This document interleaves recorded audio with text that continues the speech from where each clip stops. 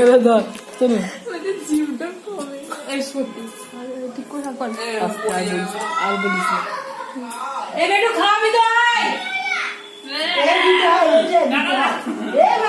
লক্ষণ সামনে থাকো মা।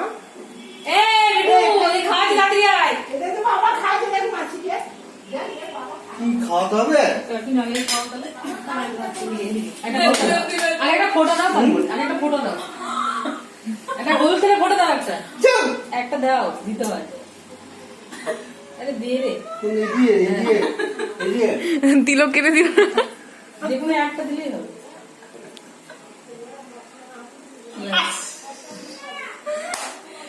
কি খাবি? আমার দই দেখছো